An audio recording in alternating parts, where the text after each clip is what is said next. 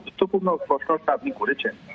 এই বাংলাদেশ যেখানে আপনার ইউরেনিয়াম, আপনার মনে আছে একটা রূপপুর ওখানে নিউক্লিয়ার ষড়যন্ত্রটা, নিউক্লিয়ার পাওয়ার প্ল্যান্ট বসানো হয়েছিল রাশিয়ার সঙ্গে, কিন্তু যখন থেকে এটা হয়েছে তখন থেকে অনেকগুলো ওদের সায়েন্টিস্ট, অনেকগুলো লোক মারা যাচ্ছে আন্ডার মিস্টিরিয়াস কন্ডিশন। এই বছরে 3 জন ওদের সায়েন্টিস্ট মারা গেল, নাম্বার 1। নাম্বার 2, ওখান থেকে অনেক লোক, আপনি মনে আছে চিটাগাঁওতে লাস্ট 3 মাস আগে ওখানে চিটাগাঁও পোর্টে আপনার একটা অ্যালার্ট জারি হয়েছিল ইউরেনিয়ামের কি রেডিও অ্যাক্টিভ ম্যাটেরিয়াল আছে।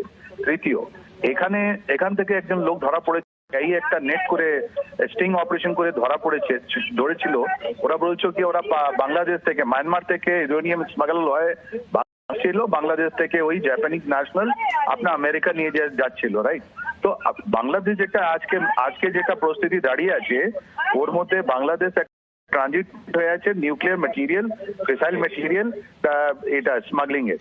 তো এটা যে উনি যে বলেছেন, নিশ্চয়ই একটা ঠিকই কথা বলেছেন উনি, যে বাংলাদেশে এখন আরো গুজব ছাড়ছে যে আমেরিকা এন্ড পাকিস্তান দুজন মিলিয়ে ওদের কাছে একটা নিউক্লিয়ার কোনো ম্যাটেরিয়াল রেখে দিয়েছে, যেটা ওরা ট্যাকটিক্যাল লেভেল, খুবই কম অল্প, এটা ওদের ট্যাকটিক্যাল লেভেল জিনিস, ওটা আপনার আমাদের আগেনস্টে, ভারতের আগেনস্টে একটা টেরর, যেটাই তো নিউক্লিয়ার টেরর বলি আমরা, নিউক্লিয়ার টেররিজম যেটা আমরা বলি।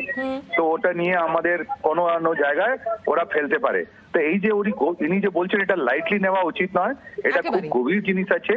আর এর মধ্যে একটা রিয়ালিটিও আছে যে নিউক্লিয়ার টেররিজম যেটা আছে বাংলাদেশ থেকে এখন শুরু হবে।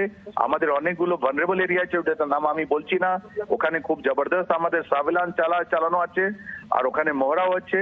আর যে বলেছে ওকে আইডেন্টিফাই করে আমাদের একটা কাউন্টারে বলতে হবে, কেন যে বাংলাদেশ এখন অনেকগুলো জিনিসের জন্য ডার্ক ওয়েব যেটা আমরা বলি, বোঝাই যাচ্ছে এই যে হুঁশিয়ারি দিচ্ছে বাংলাদেশের তরফ থেকে, যে হুঁশিয়ারি আসছে সেটাকে হালকাভাবে নেওয়া একেবারেই উচিত নয়। ধন্যবাদ আপনাকে।